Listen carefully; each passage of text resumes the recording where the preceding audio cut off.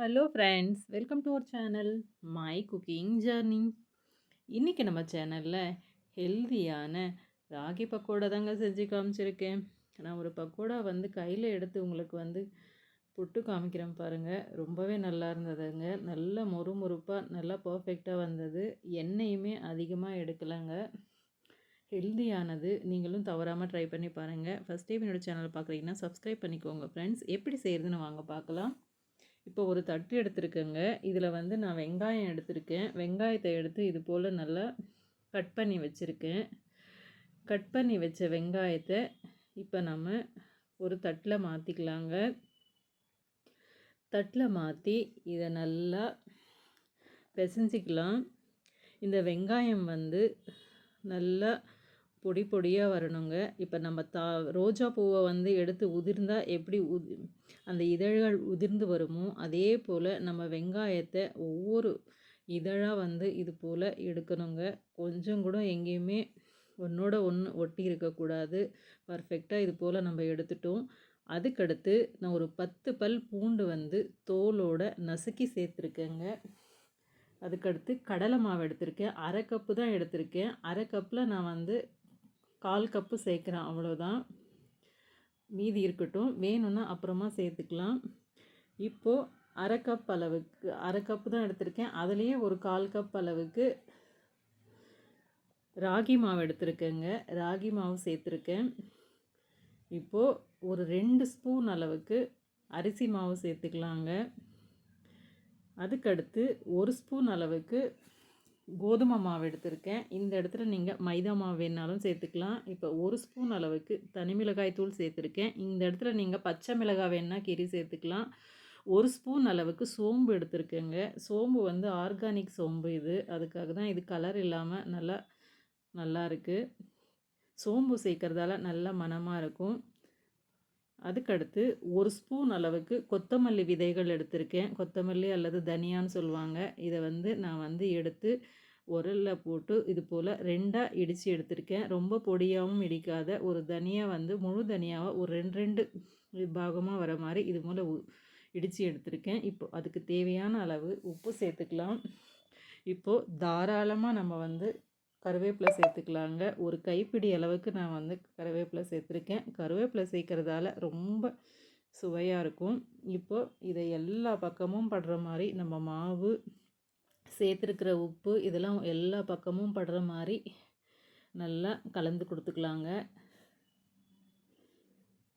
கலந்து கொடுத்துட்டு இப்போ 2 கரண்டி அளவுக்கு, சின்ன கரண்டி தான் எடுத்திருக்கேன், எண்ணெய் சேர்த்துக்கலாம். சுடு எண்ணெய் இல்லைங்க, மாமூலாக இருக்கிற எண்ணெய் தான் சேர்த்துருக்கேன்.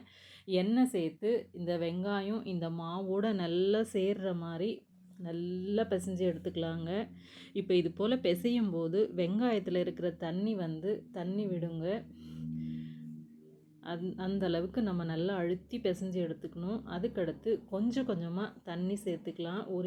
ஒரே முறையாக சேர்க்காம தண்ணி பாருங்கள் தெளித்த மாதிரி சேர்க்கணும். தண்ணி தெளித்த மாதிரி இது போல் கொஞ்சம் கொஞ்சமாக சேர்த்து நல்லா பிசைஞ்சிக்கலாம்.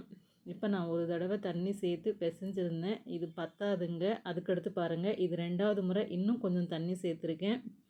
இப்போயும் நம்ம பிசைஞ்சு பார்க்குறோம். பிசைஞ்சு பார்த்தா இப்போவும் கொஞ்சம் கெட்டியாக தான் இருக்குது. இப்போ லைட்டாக இன்னும் கொஞ்சம் தண்ணி சேர்த்துருக்கேன். 3வது முறை 3 முறையும் பார்த்திங்கன்னா ஒரு ஒரு 2 ஸ்பூன் அளவுக்கு தான் நான் தண்ணி சேர்த்துருப்பேன். நிறைய சேர்க்கலை. இந்த அளவுக்கு தான் சேர்த்துருக்கோம். இப்போ நம்மளுக்கு பக்கோடா மாவு ரெடி ஆகிடுச்சிங்க. வெங்காயம் அதிகமாக தெரியணும், மாவு கம்மியாக இருக்கணும். இது போல் தான் நமக்கு மாவு பிசையணும். இப்போ நான் எடுத்த மாவில் பாருங்கள், நான் எடுத்த மாவுலேயே 1/4 கப்பு அளவுக்கு மீந்து தான் இருக்குது. நம்ம சேர்த்துருக்கிறது கடலை மாவு 1/4 கப்பு, 1/4 கப்பு நம்ம ராகி மாவு சேர்த்துருக்கோம். அவ்வளோதான் சேர்த்துருக்கோம். இப்போ நமக்கு பக்கோடா மாவு கலந்து வச்ச மாவு ரெடி ஆகிடுச்சி.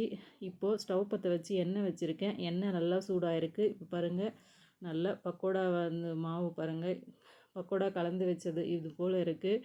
எண்ணெய் நல்லா சூடான உடனே நம்ம கையால் இது போல் கையில் எடுத்து இந்த வீடியோவில் காமிச்ச மாதிரியே நான்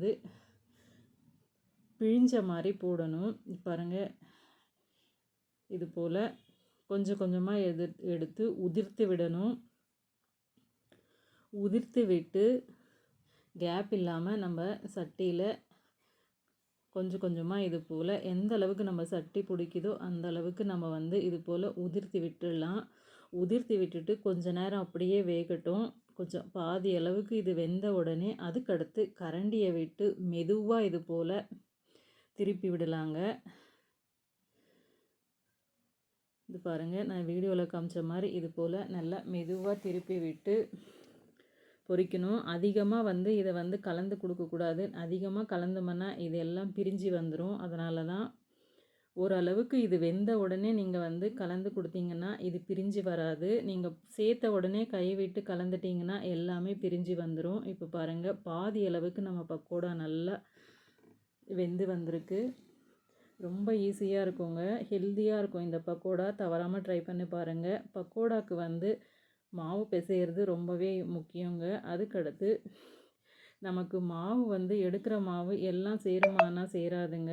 வெங்காயத்தை விட வெங்காயம் தான் அதிகமாக இருக்கணும். மாவு கம்மியாக தான் சேர்க்கணும் இந்த பக்கோடாக்கு வந்து. அப்போ தான் நமக்கு பக்கோடா ரொம்ப நல்லாயிருக்கும். மாவு இப்போ பாருங்கள், நம்ம பக்கோடா நல்லா வெந்து வந்துடுச்சு. பாருங்கள், நம்ம அரிக்கரண்டியை வச்சு இது போல் அரிச்சு எடுக்க போகிறோம். சூப்பரான பக்கோடா ரெடி ஆகிடுச்சுங்க. ஹெல்தியான ராகி பக்கோடா. நீங்களும் தவறாமல் ட்ரை பண்ணி பாருங்கள். இந்த வீடியோ பிடிச்சிருந்தா லைக் பண்ணுங்கள். தவறாமல் நம்ம சேனலுக்கு சப்ஸ்கிரைப் பண்ணி போங்க. இன்னும் நிறைய ஹெல்தி வீடியோஸ் நம்மளோட சேனலில் இருக்குது, அதையும் பாருங்கள். இந்த ராகி பக்கோடாவை செஞ்சு பார்த்து எப்படி இருந்ததுன்னு கமெண்ட் பண்ணுங்கள். தேங்க்யூ ஃபார் த வாட்சிங் கைஸ்.